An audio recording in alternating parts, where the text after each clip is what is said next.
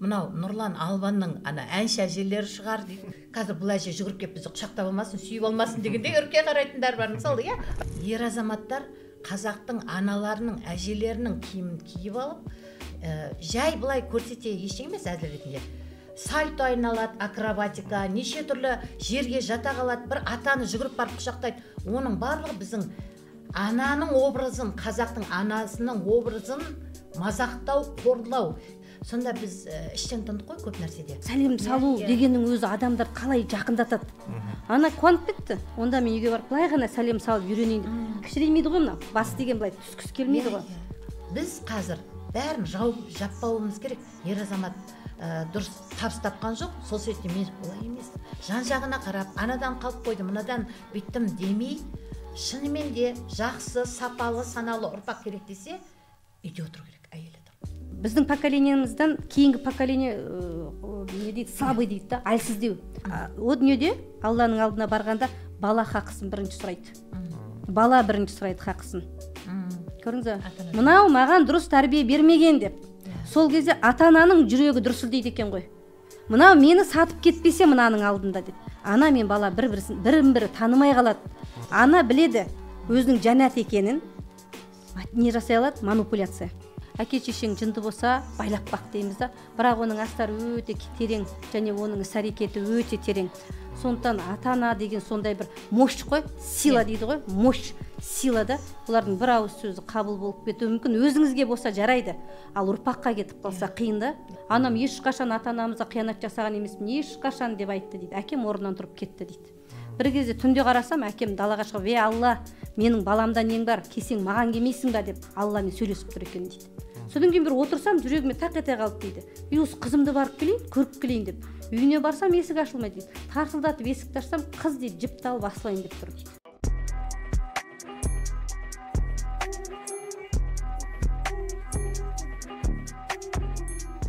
Ассалаумағалейкум, қайырлы күн, құрметті көрермендер. Қоғам дауыс подкастының кезекті шығарылымы. Бүгін бізде қонақта Алматы облысы Республикалық ақпараттық түсіндіру тобының мүшесі, психолог маманы Жаналиева Назерке Әкішқызы және қазақ аналар дәстүрге жол Республикалық қоғамдық бірлестігінің Алматы және Алматы облысы филиалының төрайымы, филолог, көпбалалы ана, алтын алқа иегері Дәулет Ләйлә Ноғайқызы. Армысыздар, қош келдіңіздер. Қош көрдік. Енді әр подкасттың басында біз айтып кетеміз, бір спикерлермен берекелі бас қосу болсын.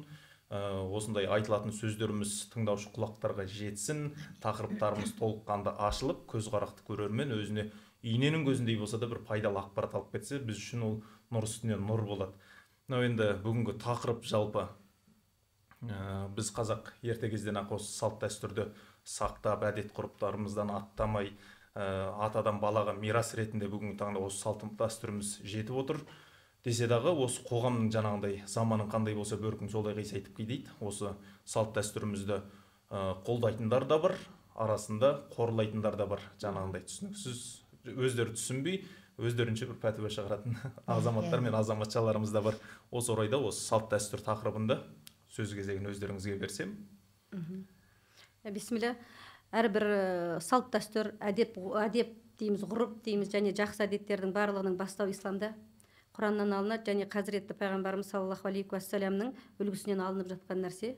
Қазақ халқы қашанда исламмен бірге жүрген, дінін берік ұстаған қазақ, тектілігіміз содан біздің. Сондықтан да мына жай ғана қарапайым зерттегеннің өзінде әрбір әдетте, жақсы бір әдепте, жақсы бір ғұрыпта, салт дәстүрде пайғамбарымыз тұр да, пайғамбарымыздың үлгісі тұр. Мысалы, біз балалық кезімізде үйге жүгіріп кірсек, оң аяғыңмен кір дейтін. Сол жай ғана нәрсе ата-анамыздың тәрбиесі, ашып қарасаңыз, ол пайғамбарымыздың әдепі екен да, әдебі.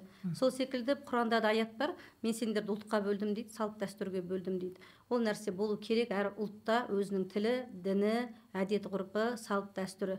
Ол құндылық болып саналады. Ал құнды деген нәрсе, ол құнды да, ол құнды, ценный ғой енді, ол құнды.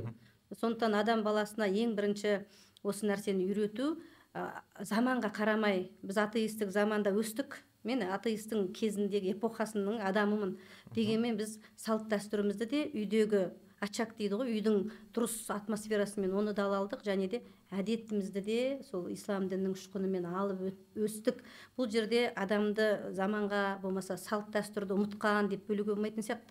Бұл жерде ана түбінде кім жатыр, қандай ата ана жатыр, қандай ата апа жатыр деген ұшқынмен қарау керек шығар деп өзім ойлаймын да. Және тағы бір қосып кететін барлық нәрсе исламнан алынады. Қандай ғылым, қандай ілім, қандай әдет, қандай бір керемет құндылықтардың барлығы ислам дінінен алынады. Осы тұста енді біздің қазақтың туын желбіретіп жүрген, қазақтың қыздарының, келіншектерінің арасында үлкен шаралардың басында жүрген Лейле, қараңыз аттың өзі қандай әдемі, Лейле, шатастыруға болмайды, Лейле, қараңыз қандай әдемі. Осы кісі ары қарай жалғастырып кетсе. Рахмет, Назерке ханым. Ең бастысы осы жаңағы қоғам дауысы деген өте керекті, халыққа керекті хабар екен. Біз қуаныштымыз осы хабардың бір жаңағы мүшесі сияқты келіп, халыққа өзіміздің білгенімізді айтқанымызға біз қуанамыз. Енді жаңа Назерке ханым айтты, бұл салт дәстүр негізі ата бабаларымыздан бізге ешқандай да бір қағазға жазылып қалған жоқ, бір қағида болып қалды да, өмірлік қағида болып қалды. Осы салт дәстүр арқылы біз жаңағы мына отбасылық болсын, негізі өзі ішінде бөлінеді, отбасылық болып, еңбекші салт дәстүрлерді, ғұрыптық деп, соның барлығы ата бабаларымыздан қалған мұра бізге. Сол мұраны біз алға жалғастырудамыз қазір. Ең бірінші жаңағы бұл дін мен дәстүр екеуі, шариғат пенен дәстүр екеуі ешқандай жігі ажырамайды. Бірінен бірін алып тастады. Егер сіздің екі қанатыңыз болса, бір қанатын алып тастасаңыз, дін мен дәстүр, яғни тура сондай. Жаңағыдай дәстүр мен екеуін екі бөлек қарастыра алмаймыз. Екеуі бірдей. Ол ең бірінші бала дүниеге шырылдап келгеннен бастап десек те, одан кейін мынау отбасы болып неке құрды десек те, осының барлығы салт дәстүр арқылы, дін арқылы жүзеге асып жатқан қазақта. Соны айтқым келеді. Жалпы енді айтып отырмыз ғой, жаңағы заман ешқалай влиять етпейді деп, енді орысша айтқанда ше. Бірақ десе дағы мынандай қазір көріп отырсыздар, телефонның заманы, батысқа еліктеушілік бар, мәдениеттер қақтығысы дегендей, өйткені салт дәстүрменен қара шаңырақтан өседі бала, жаңағындай көріп нетеді, бірақ жаңағы ортасы өсе келе өзгереді дағы, жаңағындай заманның кішкене өзінің нелері болады ғой, керегі не, мына салттың керегі не, сен оданша былайынан кейін, сіздердің киініп келгендеріңіздің өзі тура сән болып тұр да бүгінгі подкастымызға. Сондай жаңағы өсе келе қоғам өзінің ортасы заман талабына сай болады, жаңағындай сен үйтіп киінбе, былай киін, мына салтты қайтесің, оны ұстанба, мына батыстың мынандай дүниесі бар екен деген сияқты өзінің бір форматтарын ұсынады. Сондықтан кішкене осылайынан жаңағы аналарымыз осылай болып жүрсе екен деген тілек болып тұр менде. Жалпы енді осындай болып үлгі беретін неге қазір аналарымыз аз десе де ше. Енді осы орайда қалай енді жастарды тәрбиелейміз? Негізі ойын қалай ұштастырамыз дұрыс нәрсеге? Психологияда адамда не бар да? Подсознание. Ол подсознание сіздің көрген нәрсесін қабылдап алады. Егер жаңағы отауы шыққан баланың дұрыс болса, ол қандай бір ортаға түсіп қалды, бір моментте болды, ол шашын жаңа евро стильмен, корейский стильмен жөндеді, бірақ оның бар ғой ішкі әлемінде ата-анасының құйып қойған құндылығы бір күні шығады. Құранда аят бар, мен сендерді түрлі күйге салдым дейді да. Ол күйден ол ақыры шыға алады да. Ал пайғамбарымыз не дейді? Әр бала дейді таза фитрамен дүниеге келеді дейді да. Тап-таза болып келеді дейді. Ары қарай оны яхуди, еврей, не болмаса басқа дін өкілі қылып тәрбиелейтін ата-ана дейді да. Бұл жердегі түп бәрібір ата-анаға келіп тіреледі. Мысалы бар біздерде апаларымыз бар ғой, бізге қарап не болды саған, мысалы маған да Назерке не болды, сендер неге өсіп жүресіңдер, етектеріңе тек шалынып дейді, бірақ ішкі нәрсе соны ұнатып тұрады. Жаңа ғана былай өтіп баратырмыз, ұстаз берің деп қояйын, өтіп бара жатырмыз, бір апай өтіп бара жатыр, айтады, не деген әдемі дейді да. Рух, ана ұнатып тұр да, оған кезінде ол құндылық берілген. Ол бүйтеді, не деген әдемі дейді да. Қай қазақты алсаңыздар бір құндылық бар. Мүмкін ол жоғалтып алуы. Мүмкін біз де кезінде оны жоғалтып алдық. Бірақ біз түбін естедік, оны таба алдық та. табалдық. Ол қалай дейді, өзі заманға тіл тигізбеңдер дейді. Уақыт қой, енді уақыт әртүрлі болып тұрады, әртүрлі уақыттан өттік, әртүрлі периодтардан өттік, бірақ түбі діңгегін қазақтың шаңырағында бір тектілік болса, ол тектілік шығады. Мысалы, мына кісіден шықты. Бұл кісі қазір кимешек киіп шыға келген жоқ, мысалы деймін да. Бұл кісі де өзінің форматын таба алды. Неге? Текті отбасы, бұл нәрсе қазақиды құйған. Мысалы, мен өзім өмірімде, тағдырымда мынандай жағдай болды.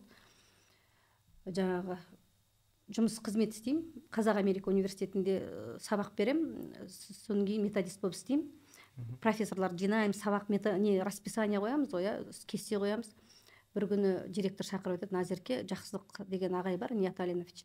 Сол айтты дейді, мына баланы көтермейсіңдер ме деп, жаспыз ғой. Анау дейді, жерден нан теріп тұр деп айтты дейді. Сонда мен қараңыз, подсознание қалай істеп кеткен, мен ол кісімен сөйлесіп тұрып, балалар шашып кеткен керешке тере бергем ғой. Аға, мен теріп аластайын, айта беріңіз деп тергем. Ол кісі соғыс кезінде өмір сүрген екен. Нанның қадірін біледі екен. Оны мен бір немес автоматты түрде ата-ананы, нан обал болады, ана нанды баспаңдар дегенге автоматты түрде қызмет еткем ғой. Сол нәрсе, мысалы, мен ылғи айтамын, мен нан теріп жүріп, нанның қоқым дәрежеленіп кеткен адаммын деймін да. Яки түсініңдер, яки түсінбеңдер деп, сол бір әдетпен, жақсы әдетпен, ата-ананың берген жақсы әдетімен көп көтеріліп кеттім сол қызметте, мысалы. Сол секілді ата-ана үйде құндылықты үйретсе, баланың психологиясын бұзбай, харизмасын бұзбай, тыққыламай, қатты, жай ғана өзі үлгіретінде әдемі бейнелеп көрсетсе, ол шығады, түбінде жарады. Енді, жалпы айтады ғой, бала сенің айтқаның істемейді, көргенің істейді. Осы орайда енді ата-аналарда жаңағындай жетіспеушілік болсашы, жаңағы салт дәстүрді, әдет ғұрыпты жаңағы дәріптейтін, ұрпағына бере алмайтын бір жаңағы не болмаса, иммунитет болмаса, оларға біз осы сөзбен болсын, басқалай септігіміз тигізе аламыз ба? Сонда білесіз, мынандай не бар екен, система бар екен, мен дәл соны изучать еткен, вот родители не выбирают дейді ғой, ата-ананы таңдамайды ғой. 4 нәрсені таңдай алмайды. Ата-ананы, туған күнін, жынысын, ұлтын таңдай алмаймыз. Сол кезде ата-анасы осындай болған балаларға қандай деген кезде ол бар ғой, сол нәрсені білетін құндылықты отбасына келін болып түседі. Білесіз бе? Бәрібір Алла бар ғой, қалдырмайды ғой жерде. Бірақ анаға сіңіп кету оған қиын, ол алған жоқ қой оны. Бірақ енді оны ата ене көрсетеді ана қызға. Былай істейсің деп, оның форматында ол жоқ қой. Енді мысалы мынаның ішіне басқа су құйса, басқа сияқты форматта жоқ та, қиналады, некеде қиындықтар туады. Бірақ ол әйтеуір бір бойында бір нәрсесі даналығы болса, ол сол нәрсені алып шығады. Алла тағала бәрібір жолықтырып қояды да, қалдырмайды. Мен жалғастырып жүрейін, негізі мынау айтып жатыр ғой Назерке ханым, үлгі болу керек. Ата өмірші өз үлгі болу керек. Мысалы біздің әке шешеміз, қызым немесе ұлым, жүр, мен мынаны неғып жерейін, сен қарап тұр, мен сен осыдан өнеге ал деген жоқ. Олар не істеді, біз соны қайталадық. Жаңағыдайда ол адамның түпкі, тектілікте де жатыр ғой, текте де жатыр. Қазақ айтады ғой, жақсыдан дейді, жаман туса да дейді, жаманнан жақсы туса да тартпай қоймас негізге дейді. Жаңағыдайда, ананың әке шешесі мықты еді, керемет еді, баласының жүргенін қарашы дейді. Бірақ сол бала, біз ақылдымыз қой ол дейді. Бірақ ол кейін бәрібір өзінің тегіне тартады. Тегінде тұр. Тегінде тұр. Сол сияқты жаңа айтып жатыр ғой, адамның түп санасында біздің ұлттылығымыз, яғни қазақтың ұлттылығы, қазақтың салт дәстүрі, біздің бәрі тегімізде, түп санамызда тұр, Бізді мысалға мен осы 3 жыл болды, оның алдында орамал тартып жүретін едім.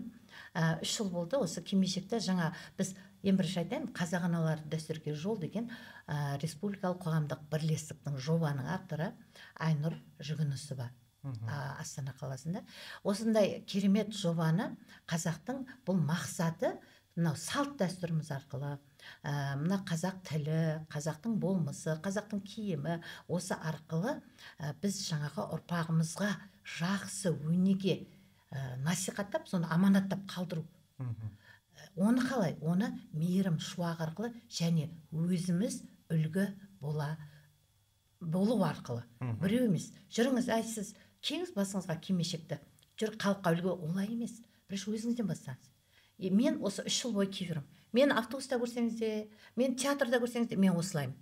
Бірақ қазір мен кішкене сіздерге сәнденіп киіп келдім енді. А негізі былай жеңіл түрде кимешектер киіп жүремін. Мен көшеде бірақ мынандай, негізі былай жеңіл түрде кимешектер киіп жүремін. Мен көшеде бірақ мынандай кеуде мына ұзын жаңағы шапанмен жүрмеймін, осындай жеңіл қамзол дейміз ғой, әжелеріміз киген. Әжелеріміз қалай еді? Көйлекпен қамзол киіп жүретін, жеңіл. Мынандай қалталары бар, қалтасында неше түрлі жаңағы тәттілері бар деген сияқты, Менің әжем, екі әжем де, нағашы әжем де, өз әжем де жастары жаңағы 50-ден асқанда көздері соқыр болып қалды. Енді ол да бір сол кездің бір эпидемиясы ма, білмеймін, әйтеуір бірдей. Сол кезде сол екі әжені баққан менің анам. Бірақ біз 11 бала болдық. Кейін әкеміз 47 жасында дүниеден озғанда, ең үлкеніміз 22 жаста, ең кенжеміз 11,5 жаста бала күйінде қалды. Сонда әжеміз, өз әжеміз дүниеден өтті да, нағашы әжеміз біздің қолымызда болды. Анамыз жазда күріш егеді. Мен күріш анам. Сырдың күрішшісі. Қазір дүниеден озғанына 4 жылдай болды уақыт.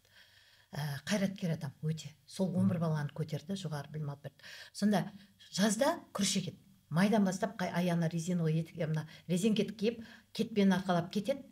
Сосын күзге дейін, қара күзге дейін, қараша декабрьге дейін.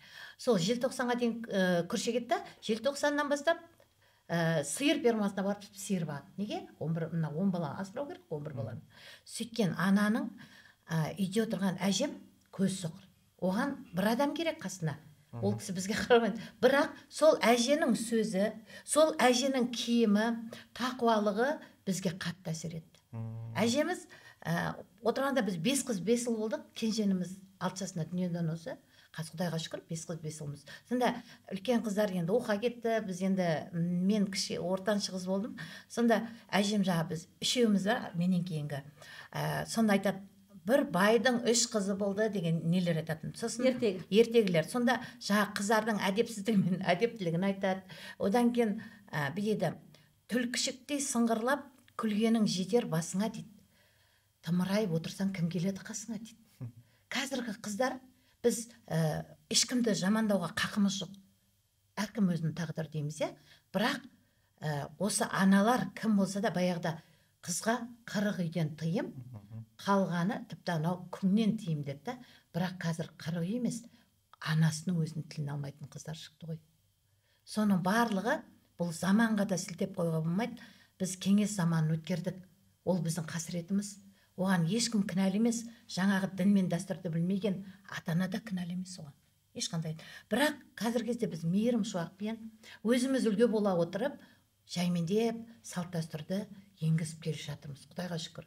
Бізді TikTok-тан да көре аласыздар, бізді Instagram-дан да көре аласыздар. Біз осы ақжаулығымызда ақ кимешегімізді желбіретіп, мектептің балабақша баласынан бастап мектеп бар ма, мынау жоғарғы оқу орын, біз өзіміздің тәрбиелерімізді бағдарламалы түрде көрсетіп жатырмыз.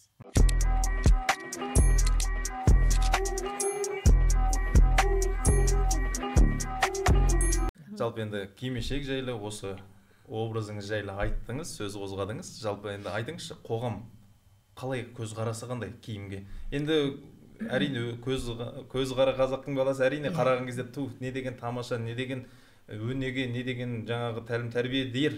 Бірақ десе дағы түсінбейтіндер бар ғой. Сол көзқарастар қалай болады осындай образға? Бізде осы қазіргі соңғы айттым ғой, 3 жылда өте керемет жаңағыдай белсенді түрде қазақ қоғамына қазақтың салт дәстүрін насихаттап келе жатырмыз.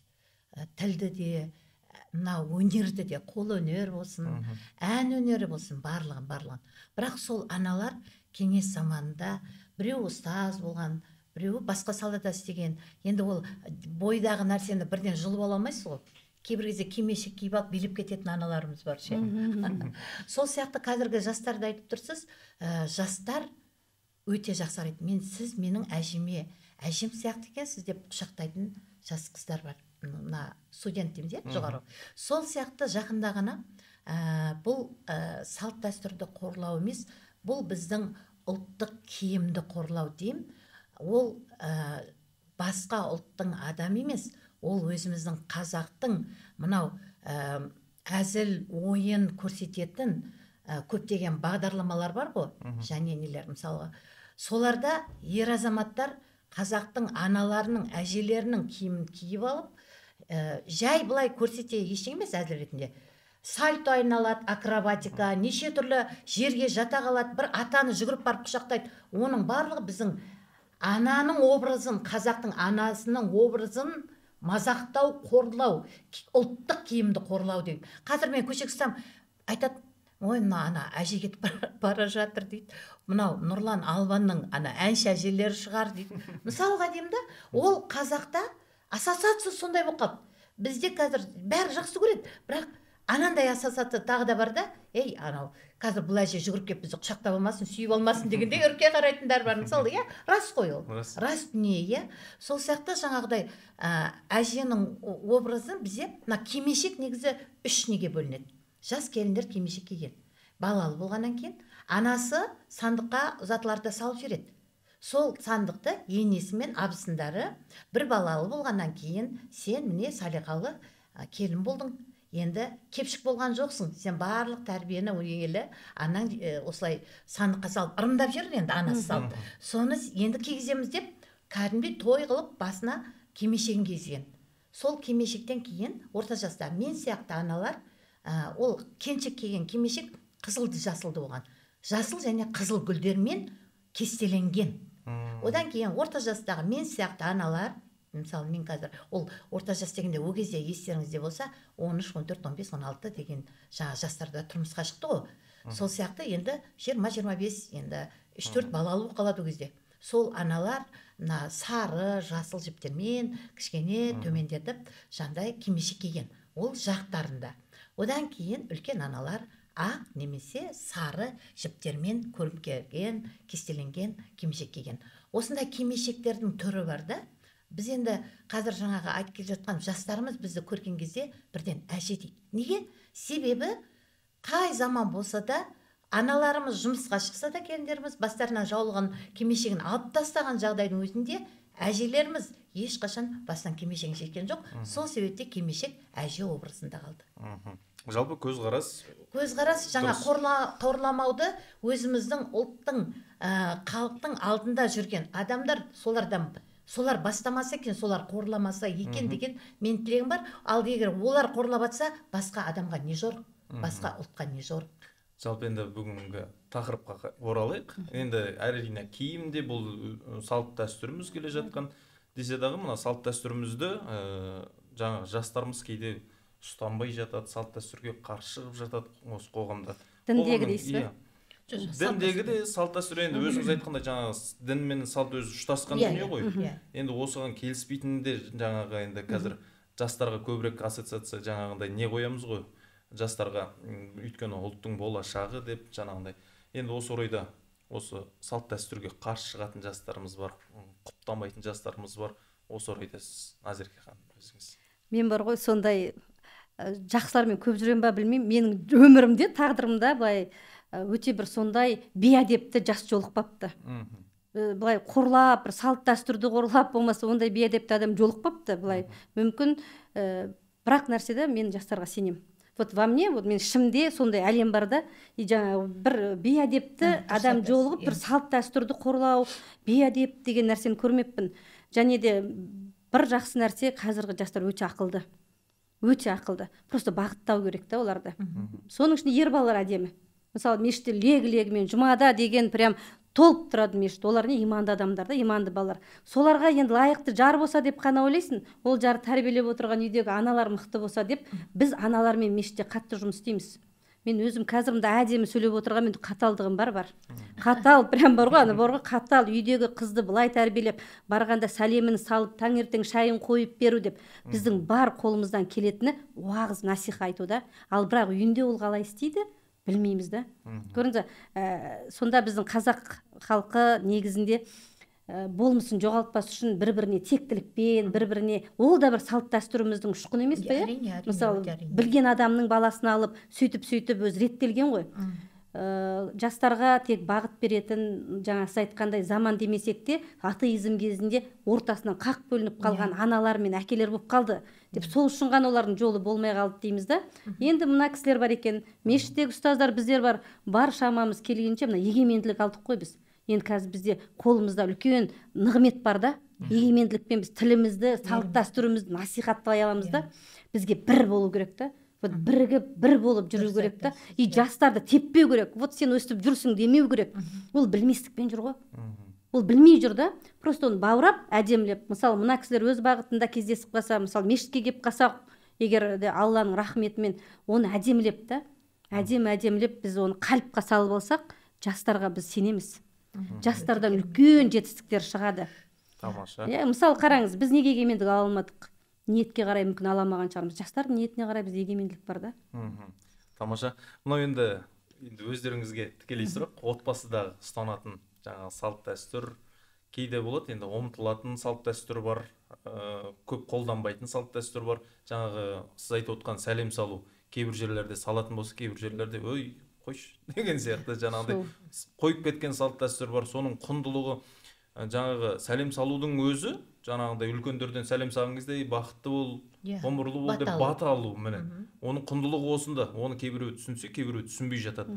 Енді осы орайда сіздер отбасыда ұстанатын салт дәстүр жайлы айтып берсеңіздер, одан кейін сол жаңағы салт дәстүрдің, жоғалып бара жатқан салт дәстүрдің жаңағы құндылығын айтып, мүмкін қайтадан жаңғырту дұрыс болар ма екен? Мен бастайыншы. Себебі сіз көп білесіз да, мен енді енді сіздің көп ұстанатындарыңыз көп шығар. Мысалы, біз жаңғыртатын нәрсе, келініміз көтерген кезде біз міндетті түрде құрсақ шашу береміз да. Ол не? Мотивация береміз да келінгеші. Сен бізге үлкен нығметсің деп та. Өзім ішкі ниетімде сондай болады да, оған бір қуаныш сыйлау. Міндетті түрде құрсақ шашу береміз. Мысалы, 5 немереміз бар ғой, құрсақ шашу береміз. Туысқандар шақырамыз, бізде құрсақ шашу, келіңдер деп. Ол нәрсе көп жерде істелмейді. Көп жерде істелмейді, ал мысалға біз сол ұнайды өзімізге. Үйдегілердің бәріне ұнайды. Сол нәрсені біз өте жақсы ұстаймыз салт дәстүр ретінде. Міндетті түрде бізде кішіге ізет, үлкенге құрмет. Пайғамбарымыз айтқан ғой, кім құрмет көрсете алмайды үлкенге, кім ізет істей алмайды кішіге, бізден емес деген. Ол нәрсе әрі үрей, әрі бір қуаныш. Біз сәлем салу, ол менің өзім 50-ден асқанмын, ата-енеме сәлем салам. Сәлем саламда қатты қуанам. Өйткені олар бар ғой, білесіз, қуанып кетеді.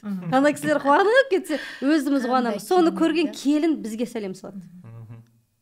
Ата-ана бүгін осы сұрақпен бір шәкірт келіп айтады да, мен үйде біртүрлі үйдегілерге сіңбей жүрген сияқтымын дейді. Неге десем айтады, бәрі тұрған кезде бір-біріне амандасады дейді. Мен сол тұрған жерімде тұрам дейді да. Сол маған дұрыс емес секілді болып жүр дейді да. Енді соны қалай ақырындап жөндесем дейді. Мен айттым, біз салт дәстүр туралы бір тақырып өтіп едік мешіттен. Акасы сәлем салу керек екен ғой, сәлем сала салайын деп бастаңыз деп. Сәлем салу дегеннің өзі адамдар қалай жақындатады. Ана қуанып кетті. Онда мен үйге барып, былай ғана сәлем салып үйренейін деп. Кішіреймейді ғой мынау. Бас деген былай түскісі келмейді ғой. Көрдіңіз ба? Сөйтіп ол тағы жылытады бір-бірін. Қарапайымдылық ешкімді жерге қаратпайды.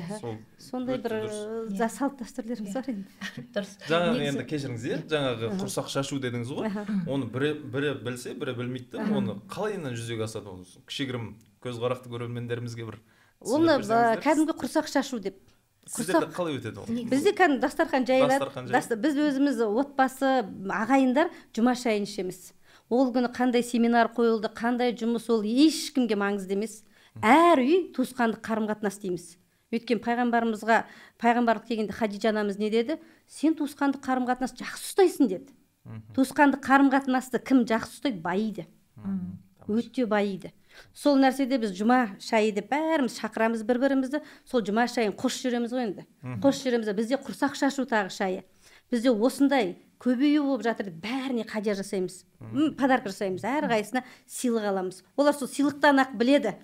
Сыйлықтан біледі, бәріне столда, осындай домалақ столда сыйлық жасаймыз. Бізде сондай қуаныш, ортамыз толайын деп жатыр. Деп келінімізді бір шығарып қоямыз. Бізге осындай нығмет берген Алла деп. Бәрі қуанып, құттықтап, сондай бір қалай дейді, ана болу, тағы да бір ана болу, оның бұл әлемге керемет керек екендігін сезінген кезде ол қуанышты сыйлағанда білесіз бе? До того мотивация алғаннан үйде келініңіз кәдімгідей ашылып кетеді. Құрсақ шашуды құнды екен деп. Тамаша, керемет салт екен. Халқымыз біздің өте дана. Сіздің сөзіңіз жалғастыра жіберейін, осы жерде. Сосын өз отбасым туралы айтайын. Құрсақ шашу деген мынау келіннің аяғы ауырлап, жағы денесіне бала бітуі да. Содан бастап мына енесі қарап жүреді ғой.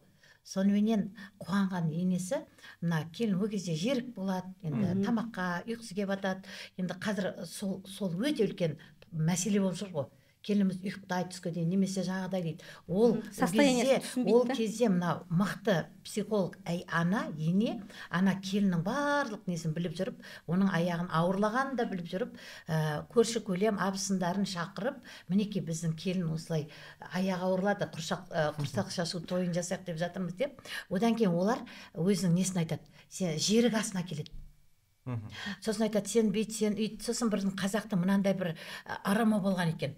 Мына бала кейбір кезде тоқтамай тұрады ғой, бала береді кейбір нелерде. Сонда мына етегіне келіннің 9 ай бар ғой, 9 айдың істеп 9 мына тасты әрқайсысын кішкене тастан түйіп қояды екен. Етегіне 9 тас. Сондай да ырым болған. Соның барлығын жасап, жаңағы бұл келінге деген өте үлкен құрмет. Ененің құрметі айналасындағы энергетика сияқты айналасында да. Бұл үйдің келіні енді бұл үйге айғайлап кіруге болмайды. Мына келінге ұрысуға болмайды. Осындай да, сондай келінді қызымдай көрем дегенде айтпай-ақ сол үлгісі арқылы сол кезде көрсетіп отырған ғой. Ал енді отбасына келетін болса, ең бірінші мынау отағасымызбен біз 1986 жылы тұрмыс құрғанбыз. Қазір міне 35 жылдай болады да қаласа. 7 баламыз бар дедім ғой. Сол желтоқсан оқиғасын біз көргенбіз. Сонда біз іштен тындық қой көп нәрседе. Сонда біз қазақ халқына не істейміз, не істей аламыз перзент ретінде дегенде, өте мықты жақсы отбасы болсақ екен, жақсы сапалы ұрпақ тәрбиелесек екен деген арман ниетіміз болды. Құдайға шүкір, отбасымды сен деп бір рет айтып көрген жоқпын, атымды айтып көрген жоқпын. Аты бейбіт, бірақ ақ би деп айтамын да. Немерелерім өзі солай айтады. Ақ биіңіз қайда деп қояды кейбір кезде маған. Сонда сіз деп сөйлеймін, әлгешен. Әлгешен қыз бен жігіт дейміз. Шыны керек. Ұрысып бет жыртысып көрген жоқпыз. Неге? Біз ішімізге сондай уәде ант беріп қойған сияқты болдық та, халықтың алдында, қазақ халқының алдында. Біз ұлы қыздар ретінде не істей аламыз деген. 7 перзент не келтірдік? 3 ұл, 4 қыз. Қазір 4-еуі әр қандай тілді біледі. Апа, көке дейді, сіз деп сөйлейді. Ең үлкен баламыз қазір 37-де 4 бөпесі бар. Келінім сәлем салады. Жаңа сәлем салудың да бір несі, бұл бата береді. Ғұмырың ұзақ болсын, қасыңдағы жұбайыңмен бақытты бол дейді. Ал енді қасындағы жары қайтыс болған әйел сәлем салмайды. Сол себепте сәлемің үзілмесін дейді. Сол себепте біз қолымыздан келгенше үлкен апалар көрсек сәлем бердік деп амандасамыз, жарымыз да аман болса екен дейміз. Жарымыздың да тілегін тілеп тұрамыз. Бұл сәлем салу жаңағы қасымыздағы жан жарымыздың да аман болуының бір несі.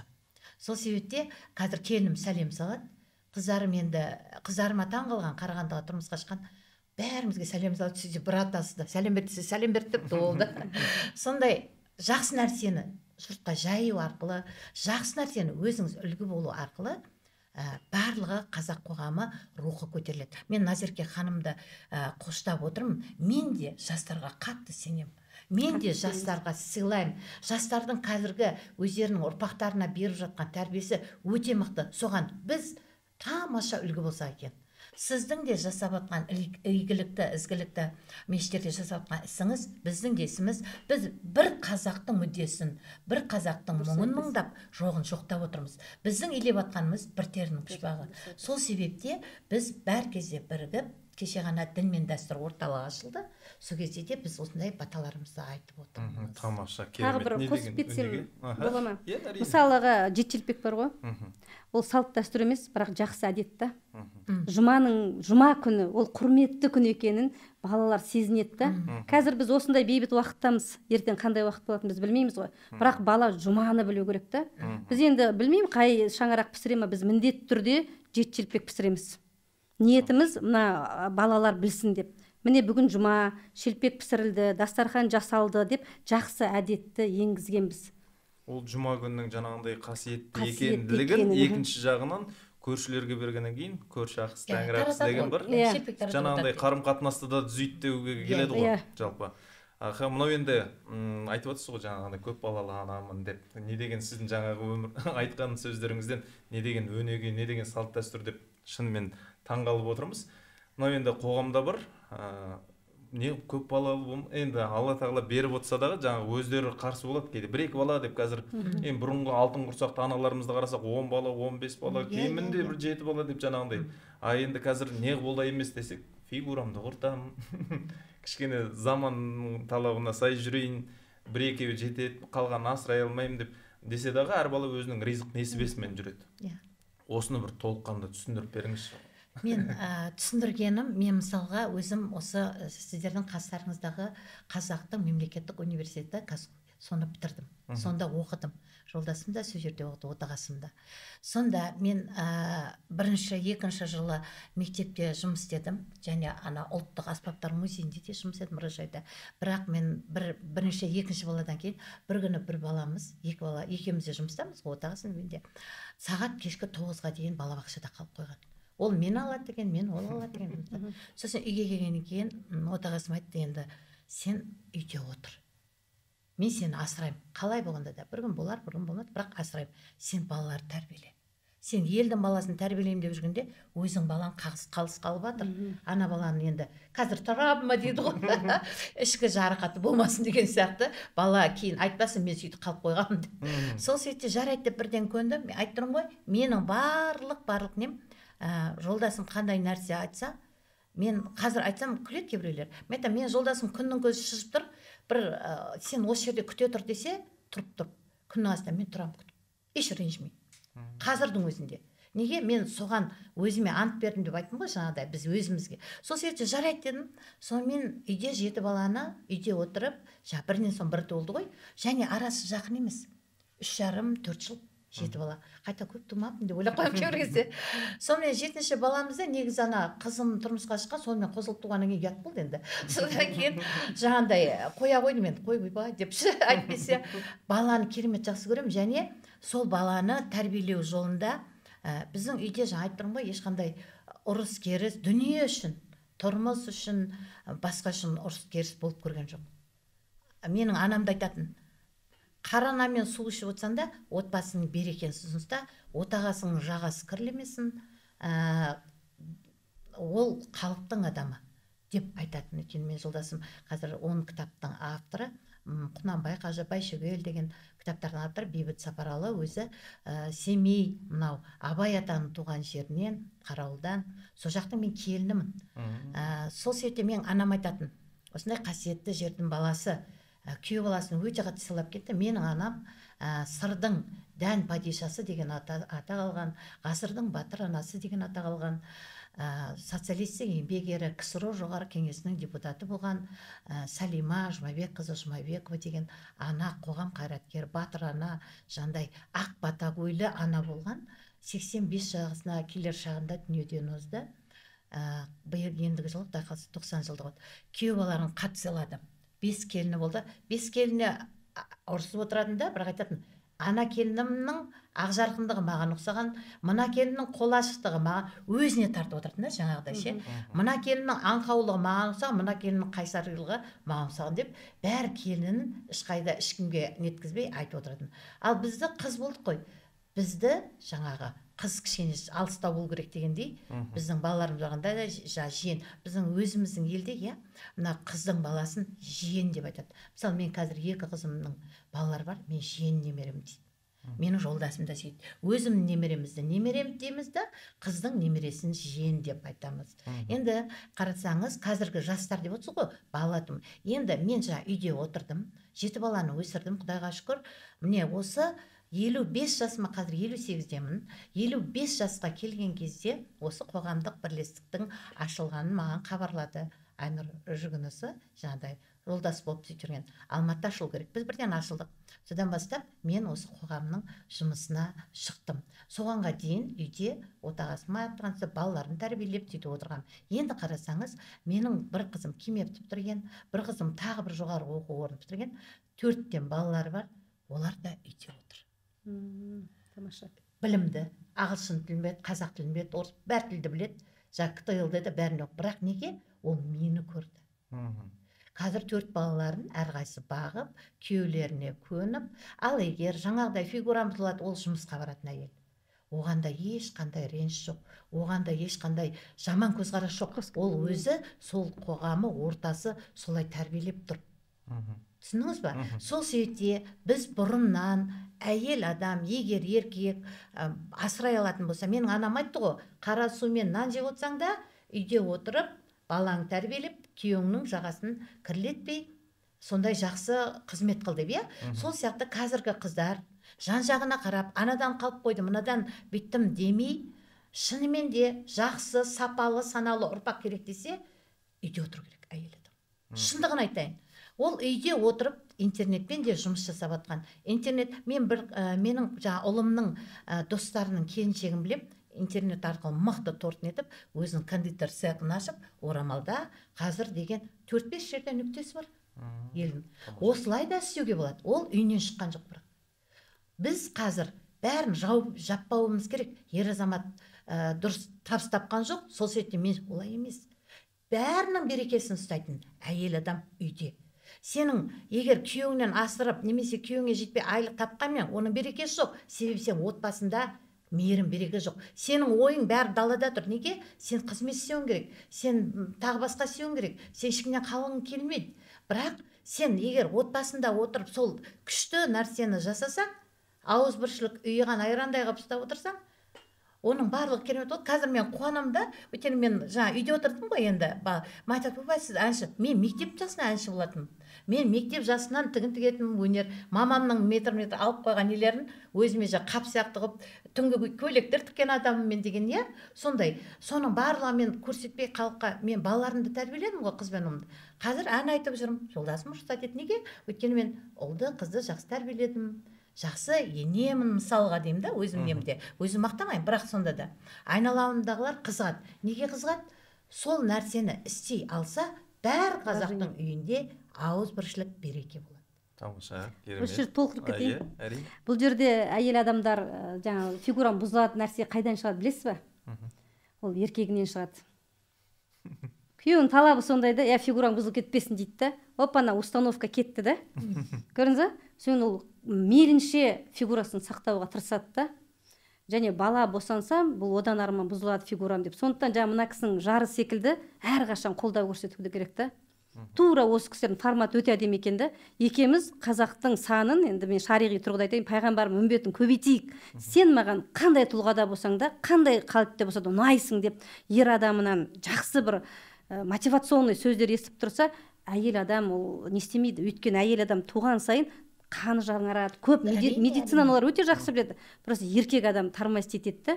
Көп жерде, Өйткені ер адамдар қазір қандай требовательный, қасында күшті әйел жүргенін қалайды. Назерке ханым, сізді осы сөзіңізді таза қолдайын ба? Қазіргі жас жігіттер, яғни мына үйленген жас емес, тіпті 10-15 жыл, 20 жыл, бүйтіп айтады екен, мына басындағын шеш, орамалың шеш, анау не сөлпілдеп жүрсің кемпір сияқты, көйлегіңді қысқа көйлек ки. Сонда бұл даюс деп аталады бұл. Ой, айтыңызшы сіз. Яғни өзінің әйелін өзге еркектерден қызғанбайтын еркекті ислам дінінде даюс дейді. Бізде дайыссың ба деп айтады. Енді үйдегі берекенің кететіні, ажырасатын, тойдан барып келген. Сен анаған қарап шашқылдадың ғой? Еркек айтады. Сен анаған қарап қылмыңдадың ғой? Беліңнен ұстап билеттің дейді. Соның барлығын шығарған ер азамат. Өзі қысқа көйлек киеді, өзі шашың бүйралап жүр деді, басыңнан шеш деді. Ер адам сол себепте бұл жалғыз әйелдерді кінәлай беруге болмайды. Бұл жерде ер адамның талабына сай болғысы келеді. Дұрыс айтасыз. Өйткені рынок дейді ғой, рынок дейді да, нарық. Жастардың, әйел адамдардың нарығы, нарық дизайны, нарық моды дейді ғой, қатты дамып тұр ғой. Қазір деген косметика датаво сондай керемет, 30-дағы адам 18-дей жүре алады да. Сол кезде ер адамның көзі басқаға түсіп, үйіне келгенде көңілінің бұзылған, қойшей арырақ деген секілді әйел адам магнитно сезеді да, прям кәдімгі сезеді. Сол кезде ол да бұзылғысы келмейді, өйткені айырылғысы келмейді. Түсініп тұрсыз ба? Еркектер күшті болу керек. Тіпті мысалға біздің отбасында, мысалы қазір қыздарым енді үшеуі тұрмызда, бір қызымыз енді шығар деп ойлап жүрміз, бірақ өте тақуа қызымыз сол. Үйде ешқашанда әкесінің көзінде де не қатты шешім жүрмейді да, тіпті ұйықтап жатқанда да мынандай түнгі киімдеріміздің бәрі осындай. Біз сыртқа шыққанда кейбір кезде кейбір қыз балалардың мына шортик майкегінде шошып кетемін ғой, төсектен тұрып шығып кеткен ба деп сондай бір қорқыныш. Өйткені мен үйде ондай көрген жоқпын да. Қызарым жаңағыдай түнгі киімдерінің өзі шалбарланып мынандай не. Ол өзінің әдебі, ол өзінің тақуалығы. Мысалы мен де солай киініп жүргеннен кейін ер азаматыма мен де әлі қыз бен жігіт сияқты деп айтып тұрмын ғой. Біз әлі менің қыздарым айтады, ескірмеген махаббат деп өлең айтады бізді көріп. Өйткені біз әлі бір-бірімізге жаным күнім дегенді мен келінім көзінше де, балам көзінше де күйеуіме айта аламын. Күйеуімді құшақтап, менің жаным, ақбейім деп айта аламын. Неге? Өйткені біздің өмір салтымыз сол болды да, дәстүріміз. Соны менің қыздарым өзінің күйеуіне көрсетіп отыр, келінім, балама көрсетіп. Келінім айтады, апа сізге рахмет, осы 4 балада да мына балаңыз осындай ұл тәрбиелеп берген, сізге рахмет дейді маған ше. Өйткені бала дүниеге келгенде соның барлығын келініме көмектесіп отыр. Ол бірақ қызметкер. Көрдіңіз бе? Осындай үйде болу керек та ол нәрсе. Ол не болмау керек, жаңағыдай фальш болмау керек. Еркектің қолдау қожа көрді деген сияқты болмау керек та. Анау көрсін мен, ондай емес. Көрдіңіз бе? Сізде үйде осындай өзіңіздің жүрегіңізде ұлтыңызды жақсы көрсеңіз, сүннетіңізді жақсы көрсеңіз, ең бірінші Алланы жақсы көрсеңіз, Алланың тура жолымен жүрсеңіз, бәрі өзі қалпына келеді. Ал егер сізде жалған намыс, анау-мынау болса, ол сіз бұрылып нете алмайсыз, істей алмайсыз ол нәрсені да. Сіз үйленген кезде соны біздің қазақ айтады ғой, баланы жастан, қатынды бастан деп. Ол бастан болғанда оны ұрып соғу емес, жаңағыдай ең бірінші сүйіп, жақсы көріп, құрметтесеңіз, ол әйел ешқайда кетпеді, және сол құрметіңізге лайық болады. Мен де деп. Енді ол әртүрлі отбасы болады ғой, иә? Қазіргі кезде поколение дейді ғой. Былтырғы, мысалы, біздің поколениемізден кейінгі поколение не дейді, слабый дейді да, әлсіздеу. Одан кейінгілер әлсіздеу. Біз мысалға еркегіміздің қамқорлығын онша талап етпесе, қазірлер талап етеді. Көрдіңіз бе, неге әлсіздеу да? Рухани әлсіздеу, физиологиялық тұрғыдан әлсіздеу. Егер де ер адам ұрпағының көп болғанын қаласа, вот әйел ауырайық болғанда міндетті түрде көп қолдау көрсеткен жақсы. Сен осы ауырайық болсаң әдемі болып кетесің. Прям әдемі болып кетесің. Витаминдарын алып беріп. Ішіп жеген. Сен әдемі болып кетесің. Ол қойшы деп жақтырмағанымен, мүмкін үйінде ондай еркелік көрмегенімен, ол деген ұнайды оған. Жақсы көріп тұрады. Сол еркек қолдаса көп балалы болады, еркек көп балалы болады. Ол әйелге керек жоқ. Шариғатта еркектің міндеті әйелдің міндеті емес қой. Тіпті екеуі ажырасып кетсе, еркек қамқорын алу керек шариғат бойынша. Осыны да қатты еркектер өзіне, ер балалар, жігіттер шегелеп алса, әйел адам туудан қашпайды. Өйткені туу процесін дұрыс врач болса, жақсы дәрігер болып, жақсы қолдау болып, грамотный адамдарға түссе, ол босанған сайын әйел адамның өзінің бір женственный әйелдік әдеміліктер ашыла береді. Сезінген әйел туа бергісі келеді, егер ер адам мықты болса. Тамаша. Мынау енді ата салт дәстүрімізден осыны тәлім тәрбиеге дейін алып келдік. Жалпы енді ұрпақтың көптігі әрине дұрыс айтасыз. Адам ұрпағымен мың жасайды дейді. Сондықтан енді осы айтылған сөздердің көрермендеріміз алып, жігіттеріміз лайфхак ретінде қолданып дұрыс жүзеге асырады деген сенімдеміз. Енді біздің бүгінгі подкастымыздың тақырыбы, енді осы тақырыптардың аясында қазіргі жастарымыздың әке-шешеге қарсы тұру, жаңағындай әй қойшы дейтін қазір ұрпақтарды да көріп жүрміз ғой. Енді сіздер өздеріңіз жақсы болғаннан кейін жақсы көрінетін шығар барлығы. Десе дағы қоғамның дерті ол. Жаңағындай жастарымыздың әй қойшы деп ата-анаға жаңағындай түф деуге де болмайды дейді. Бірақ сондайға жолығып жатырмыз, кездесіп жатырмыз. Осы орайда діни тұрғыдан сіз айтып берсеңіз. Бисмилля, бізде дінде негізі Құранда аят бар, барлығымыз білеміз ғой. Оны барлығы біледі. Намаздағы да, намаз оқымайтын да, әке шешең жынды болса, байлап бақ дейміз да. Бірақ оның астары өте терең, және оның іс-әрекеті өте терең. Ал егер осы нәрсені дұрыс алып кетсе, жәннати амалда ол. Өйткені Алладан кейін ата-ана ғой. Разылығы да, ата-ананың разылығы. Ал егер де бұл нәрседе баланың ішкі қалай дейді, әлемі ата-анаға кішкене қарсы болса, қазақ халқы философиялық көзқараста не дейді? Не ексең соны ұрасың дейді. Психологияда закон дейді, дати брать дейді. Көрдіңіз бе, бұл жерде баланы да қатты кінәлай алмаймыз. О дүниеде Алланың алдына барғанда бала хақысын бірінші сұрайды. Бала бірінші сұрайды хақысын. Көрдіңіз бе? Мынау маған дұрыс тәрбие бермеген деп. Сол кезде ата-ананың жүрегі дүрсілдейді екен ғой. Мынау мені сатып кетпесе мынаның алдында деп. Ана мен бала бірін-бірі танымай қалады деген нәрсе осы да. Бізде қалай? Ана біледі өзінің жәннат екенін. Не жасай алады? Манипуляция. Баласына. мысалы да, мысалы мен ананың аяғының астында дейді ғой, мен мынандай деген секілді әңгімелерін айтып та, ал бірақ Алланың алдында бірінші бала сұрап алады да хақысын. Осы тұста мысалы баланың хақысын дұрыс бердім ба деп ойланған ата-ана жетістікке жетеді. Баланың да гармониясы жақсы, баланың да қалай дейді андай іс әрекеті дұрыс болады. Бізге психология тұрғысынан көп келеді ғой, мысалы әке, соның ішінде ана деп айтпайды, әке сындыра алады да баланы. Әке асқартау деген нәрсе бекер емес екен деймін да. Ананың шапалағы ешқашан былай әсер етпейді екен. Қазақта мақал бар ғой, анау ананың сөзі боқ, әкенің сөзі оқ дейді да. Келеді сонда әке деп келеді да. Сол әкелерінен алған қасіретті күйеуім де маған жасайды деп автоматты түрде күйеуінен бір проблеманы көріп тұрады да. Бақытсыз да. Бақытсыз. Осы орайда енді мен айтқым келетіні бұл жаңағы салт дәстүрден ғой, жаңағы бізде ешқашанда мынау тәрбиеде ата мен немере дейміз, әке мен бала деп айтып жатады ғой. Сонда жаңағы атаңа не істесең дейді, алдыңа сол келеді дейді да. Ол Құранда да бар, тура сол нәрсе.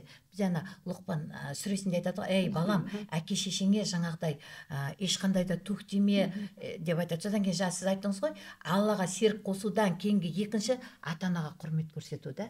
Екінші тұрады ата-анаға ол қандай болғанда да жынды болса байлақпақ деп жатыр ғой, сол сияқты ата-анаға ешқандай не келтірмеу керек дейді да. Сол сияқты бізде қазақта мынау қазіргі неде бізде мынау айтып жатады, ойбай қарттар үйі күйіп кетті, тағы да көптеген жаңағы балалар ата-анасына қарамай жатыр деп.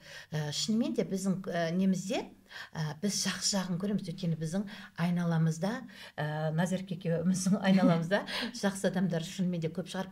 Менің көретінім әжесін жақсы көрген ұл мен қыз, ата-анасын сыйлаған ұл мен қыз, соны көрем да, мен кілең соны көрем. Сол себепте біз айтып отырмыз, қазіргі жастар өте жақсы бақытта деп айтып отырмыз. Соны үлгі қылсақ екен деп айтып отырмыз. Мысалы мен қазір отырып ананың баласы деп біреуді айтып, осындай бір досым бар еді, соны бас деп айтқым келмейді біреуді жамандап. Неге? Сен қандай нәрсе айтсаң да, қандай нәрсеге осы деп әңгіме қылып өсектесең де, сол нәрсе сіздің басыңызға айналып келмей, дүниеден өтпейсіз дейді. Сол себептен біз жаманшылық айтқымыз келмейді. Сол ғой? Біз айтқымыз келмейді жаман сөз. Тек жақсы, ал жақсы нәрсе энергетикасымен жан жаққа шашу болып шашылады. Сол себепте жаңағы мынау неде қарттар үй дегенде мен өзім Шаңырақ Абай менен Момышұлының қиылысында әлеуметтік орталық бар, Шаңырақ деген. Оны қарттар үйі деп те айтады Алматы қаласында. Соған кіргенде ол міндетті түрде ұл қызы тастап кеткен ата-аналар емес. Әр ұлттың адамдары отыр. Біреулер үйленбеуі мүмкін 60-70 жасқа дейін. Сондайлар барып отыр. Мысалға да, біреу инвалид болуы мүмкін, оны қарай алмайды, ол жас болды. Ол сондайлар барып отыр. Сол себепте ұл мен қызды жамандауды қою керек. Жаңағы Назерке ханым айтқандай, не ексе, соны расын. Сіз қандай өзіңнің әке-шеше, мысалы менің әкем өзінің шешесін қатты жақсы көретін еді да.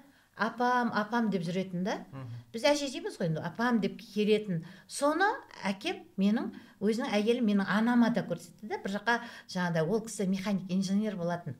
Қостанайдан жан жақта машиналар әкелетін, техникалар да ауылға, күріштің несіне. Сонда мама жаңағыдай етік әкелетін, бүкебай әкелетін да. Сонда көрдіңіз бе? Біз сондай жақсы нәрсені көріп өстік ше, бала кезімізден. Әкем, бала қызым қараңдар, ұлым қараңдар, мен осындай әкелдім шешелеріңе деген жоқ. Біз соны көрдік та, бізде қуандық. Анамның жарқыраған көзіне қарап бізде қуандық та, ол тәрбие. Сол сияқты сондайды көрген бала, ол қыз ешқашанда ата-анасына қиянат қылмайды. Және мына ата-анаға сондай бір қиянат жасап дейміз бе, ата-ана разы болмаған баланың ұрпағына Аллах тағала бір ауру береді. Алапес ауру бар ғой, мысалы. Осы Абдуғапар Сманов марқұм, Алла рахметін алсын, өзінің бір уағызында айтады ғой, бір қыз келді маған дейді да, алапес аурумен ауырады дейді. Ауру не болды маған, не үшін жұқты, емделмейді деген кезде ата-анаңнан сұра деп айттым дейді. Үйге келдім, ата-анамнан сұрадым дейді. Анам ешқашан ата-анамызға қиянат жасаған емеспін, ешқашан деп айтты дейді. Әкем орнынан тұрып кетті дейді. Бір кезде түнде қарасам, әкем далаға шығып, Алла, менің баламда нең бар, келсең маған келмейсің ба деп Алламен сөйлесіп тұр екен дейді. Сосын әке олай істемеңіз, деп сол әкесінің ата анасымен болған проблемасы екенін түсіндім дейді да қыз. Сондықтан ата ана деген сондай бір мощь қой, сила дейді ғой, мощь, сила да. Олардың бір ауыз сөзі қабыл болып кетуі мүмкін. Өзіңізге болса жарайды, ал ұрпаққа кетіп қалса қиын да. Кімде-кім өзінің ұрпағын ойласа, өзін ойласа, ата анасы жынды болса да байлап бағу керек та. Және де ол бар ғой, бекер берілмейді. Егер де ол кісіге сондай ата ана берілсе, фәммә яқмәлмес қой, зәрротин хойрой яроқ дейді ғой. Бір шаңның тозаңындай жақсылығыңды қайтарам дейді да. Ал шаңның тозаңындай емес қой, үлкен жақсылық та. Алладан кейінгі адамға жақсылық жасап жатыр да. Оның сауабын ойласа, ол жерде енді тағы да имандылық керек қой. Ал егер ол жерде баланы имансыздықпен тәрбиелесе, жаңағындай әкесін байлап ұратындар бар. Тағдырымызда кездесті. Әкесін байлап ұрады мынау дегендер де келді. Мысалы, не істеймін мен? Әкесін ұрады. Кәдімгі әкесін ұрып қояды. Үйден ақша ұрлайды. Сонда тағы да бұл жерде білесіз, ата-ананың кінәсі бар баланың сондай болуына. Маған бір отбасы келді. Баласы наркоман. Не үшін наркоман болды? Бала келіп, ер адам ғой, дегенмен сөйлесейік деп сөйлестік. Жас бала сөйлескен кезде айтады: мен анама көп көмектесетінмін дейді. Бір күн ыдыс жуып тұр едім, дос айтты дейді: сенің осы балаң жақсы, қашан келсем көмектесіп жүреді, ұл бала болса да ыдысыңды жуады, үйіңді сыпырып қояды деп айтты дейді. Сол кезде мен ыдыс жуып тұрғам дейді. Анам айтты дейді: бұл өзі сондай, алдап қойсаң жуа береді деп. Ол өмірдің бәрі бұны алдайды, мені қолданып кетеді деген психологиямен бұзылған. Әрбір дәнекті бұза алатын өзіміз.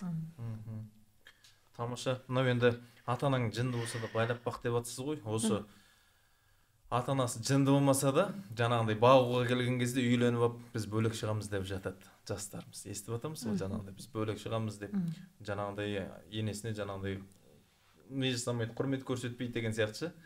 Осы орайда қалай, бұл дұрыс па, бұрыс па, бөлек шығамыз деп, өйткені алдыңғы подкасттарда біз сөз қозғаған кезде осындай болған. Ертең күні сен бүгін енеңе осындай құрмет көрсетсең, ертең күні сен ене болып келін алған кезде келініңнен сондай жақсылық көресің дейді. Енді осы орайда қазір осылай бөлек шығып кететін жастарымызға не айтамыз? Енді бисмилла, дәл менен сұрайтын болсаңыз, мен сезімдер сыйлайтын адаммын. Егер дәл маған ұлым мен келінім біз бөлек тұрып көрейік десе, тұрып көре ғой дер едім. Дұрыс. Сойтер едім, сезімдерді сыйлау керек. Мүмкін ол адам сол жерде ашыла алмайды да. Бөлек шықса, ашылып, құрметін көрсетіп, өзінің бір кухнясына ие болып, әйел адамның бар ғой, өзінің несі бар, зонасы бар. Ол зона бар ғой, асхана. Асханада шығармашылық қабілетің ашылады. Асханада өзіңе ұнатқандай тамақ істесең, сол иісінің өзі сенің бір шығармашылық қабілетіңді ашады. Егер де өйтіп жататын болса, дана болса үйдегілер, бөлек шыға қойды. Бөлек шығу оңай емес. Тауқыметін тартып көрсін, бір аш болсын, бір тоқ болсын, баласын бақсын, өзі жетіліп үй болсын. Егер бөлек шығам десе, бөлек шығарған дұрыс деп ойлаймын мен. Өзім бөлек шығаратын едім, егер бөлек шығам десе. Жақсы. Мен айтып көрсем, менің қазіргі бірінші ұл, сосын қыз, сосын ұл. Қыз. Сол мектеп бітірді де грантқа оқуға түсті. Бірақ ол оқымай, менің карьера емес, мен күйеуге тиюім керек деп мектеп бітіре сала күйеуге тиіп кетті. Ол кезде 17 жасы мектеп бітірген болды. Бала 18-де. Оның да ата-анасы рұқсат етті, біз де рұқсат еттік. Қазір ол 2011 жыл еді. Қазір 2024 болды, 13 жыл болды. Қазір Алматы қаласында ата енесімен бірге тұрады. 4 баласы бар. Жақында ғана Әбілмансур деген жеңнемір дүниеге 4-ші. Енді қараңыз, ене 17 жастағы қыз. Ол үйде жүргенде бір ұйықтап, бір тұрып, бір жинап, бір жинамай, анау неге жинамайды деп жүрген қыз. Ал барды да келін болды. Ешкімге дайын емес. Енесіне айттым: ойбай, мынау көргенсіздің қыз деп сөз естімеймін ба дедім да. Жоқ деді. Егер ол семья болам деп қалап тұрса, олар соған жетіп тұр, олардың. Жетіліп тұр дейді да. Сол себепте рұқсат берейік деп. Сонымен Аллаға сансыз шүкір. Енесі де, өзі де жаңадай сөз. Егер мен сұрайым кейбір кезде, сендер бөлек тұрғыларың келе ма осы деп ше? Енді енесімен тұрып жатыр ғой. Білесіздер, жаңағы ненің мына өкіметтің үйі енді қабырғалар. Соның өзінде де 4 бала дүниеге келіп айтыр. Сонда айтады ғой, бізде жаңа сіз айтқандай өзінің кухнясы болған бәрін қалайды. Бірақ жаңа күйеу балам, яғни қызымның жолдасы ғой, одасы айтады екен: мен анамды, осылай әкемді енді ешқайда жалғыз ұлда бір ұл бір қыз ғой, қыз тұрмысқа шығып кетті енді. Сонда соған көніп бірге жақсы жаңағыдай шетелге де бірге демалады. Енесі де енді кәрі кісіміз ғой, менен бір 2 жас кіші жаңағы құдағиым. Өте жаңағыдай тұңғиық, енді кемеңгер, дана десем, сондай кішкентай қызды алып, мынандай ана қылып, халыққа жаңағыдай сыйлы келін қылып отырған енесі мықты. Сол жерде бар ғой, білесіз ба, основа алып кеткен қыз да жақсы. Иә. Ана көніп кетті ғой. Иә, көнді. Сіздер мысалы сондай тәрбие бере алдыңыз да. Мысалы сіз онда үйде не істей алдыңыз? Енелік қызмет атқара алдыңыз да. Енелік қызмет атқара алмаған семьялар бар.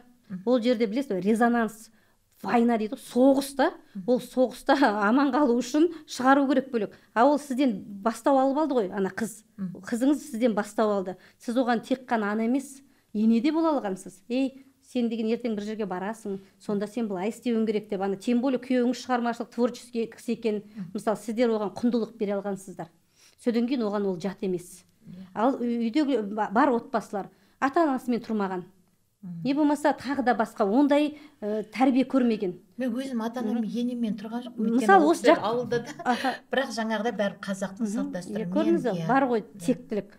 Мысалы осы жақында ғана бір кісі хабарласты да, күйеу баламен қыз ұрысады екен. Үйде бәрі бірге тұрады ғой. Қызы келіп көп шағымданады екен. Балам болмайды ажырасуға, не жетпейді сендерге, не жетпейді, бейбіт өмір, барлығы бар. Тек күйеуіңмен постоянно қыдырып жүресің, күйеуің постоянно саған подаркасын жасап тұр, не жетпейді деп. Ой, мама, тұра алмаймын, қысылам деп. Көрдіңіз ба? Бала қысылам деген кезде анасы тыққан ғой. Содан кейін бір отырсам, жүрегіме тақ ете қалды дейді. Осы қызымды барып келейін, көріп келейін деп. Үйіне барсам есік ашылмайды дейді. Тарсылдатып есікті ашсам, қыз дейді, жіпті алып асылайын деп тұр дейді. Ондай сезімді адамдар болады. Бұл жерде бар ғой, индивидуально қарау керек та. Сондай сезімді адамдар болады. Әртүрлі бала ғой. Көрдіңіз, сіздікі басқаша бала. Барлығын біз бір форматқа саламаймыз да. Әрқайсысына индивидуально қарайсыз. Мысалы, мен 4 балам, индивид әрқайсысы. Не дейді? Тумақ бар дейді, бір жүрмек бар, 5 саусақ бір емес дейді. Әрқайсысын индивидіне қарайсың. Анаған айтқан әңгімені екіншісіне айтпайсың, өткізе алмайсың. Мен бір статусыма не қойдым да, бүркіт түлкіні алып бара жатқанды. Әрқайсысы әртүрлі комментарий жазды маған. Әртүрлі. 4 түрлі жазды да маған. Балаларым 4 түрлі жазды. Мен сол комментарийларына қарап 4-іне 4 түрлі сөйлеймін. Сондықтан бұл жерде де бір форматқа салуға болмайды. Бөлек шығып, күйеуімен жақсы тұрып, күйеуінің үлкен тұлға болуына себепкер болып кететіндер бар. Және ата-анасының қадірін білетіндер бар. Сондықтан бұл жерде осылай қарау керек та.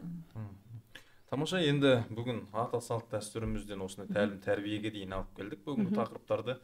Енді қорыта келе сөздерімізді тәмамдайық, өйткені уақыт біздікі болғанмен, сағат біздікі болғанмен уақыт Алланікі. Сондықтан енді осы салт дәстүр, тәлім тәрбие қысқаша қорытындыласақ, әр спикер өздеріңіз.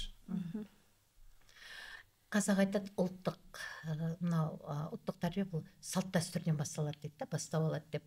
Сол себепте ең бастысы өзіміздің ұлттық құндылығымыз, қазақтың салт дәстүрін, ана тілімізді, ұлттық болмысымызды, киімдеріміз бар басқа да, соны жойып алмасақ екен. Ата тектілігімізді жойып алмасақ екен. Әр қазақ жеке тұлға. Әр қазақтың түбінде, тамырында тек жатыр, мықты. Соны ашып әдемі қылып көрсетуге біз үлгі болайық. Қазағым өркендей берсін. Біз жастарға сенеміз, Назерке екеуміз, ханым екеуміз сенеміз. Себебі біз бала тәрбиелеп отырып, жаңағы балалардың әрқайсынан соны көріп отырмыз. Сол себепте қазақтың жастары өте сауатты. Тек қана ендігі мәселе біз рухани жақсы үлгі болып, жастарымызды жақсы жолға бастайық. Бисмилля. Салт дәстүрден бастап алса, мен енді имандылықтан бастап алады деймін. Өйткені бір деген ол иман. Әр нәрсе Құраннан бастап алады. Пайғамбарымыздың әдебі, пайғамбарымыздың әдеті салт дәстүрімізге енген. Рас, Аллахтың қалауымен осы бір Аллаға арқа сүйеп, пайғамбарымыздың сүннетімен, салт дәстүрімізді құрметтеумен жастарымызға үлгі болуымызды нәсіп етсін. Шақырғандарыңызға рахмет, пайдалы болуымызды нәсіп етсін.